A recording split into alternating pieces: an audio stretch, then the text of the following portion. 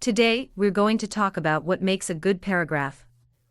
The main focus of this class is how to write a good academic-style paragraph, so it's important to look at some examples of good paragraphs and learn what they all have in common. So what is a paragraph?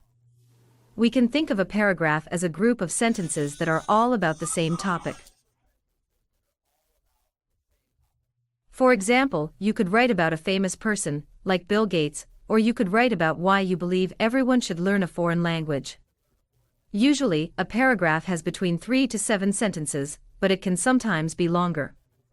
The first thing a good paragraph needs is a topic sentence. The topic sentence is usually the first sentence in a paragraph, and it tells us what that paragraph is about.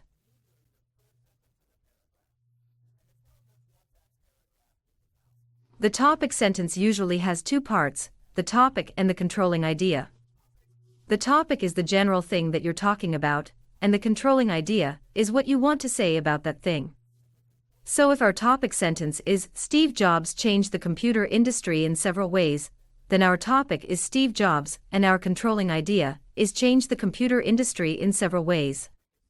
We'll talk more about that in Chapter 3.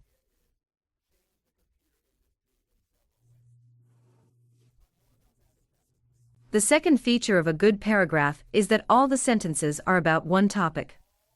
So if I'm writing about how Steve Jobs changed the computer industry, then I might talk about how he produced the first personal computers, or how he created the first smartphones.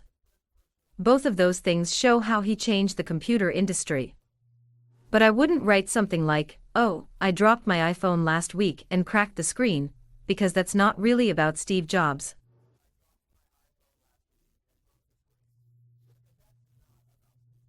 It's on a completely different subject, so I can't include that in the paragraph. The third characteristic of a paragraph is actually pretty simple. The first line is indented, which just means you leave a little space before the very first word. If you're writing with a pen and paper, that means leaving a space roughly the size of your thumb. If you're typing, it means you press the tab key once or hit the space bar about 6 times. The final characteristic of a paragraph is the conclusion, which simply summarizes everything in it. It usually contains the same core information as the topic sentence, but we use different words to express it. We'll discuss concluding sentences in more detail in Chapter 4. Now, look at page 12 in your book. Read about the 4 features of a paragraph, then turn to page 13.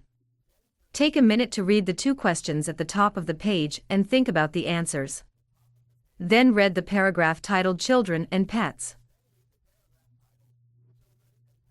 When you're finished, write down the answers to the post-reading questions on page 14, then continue the video.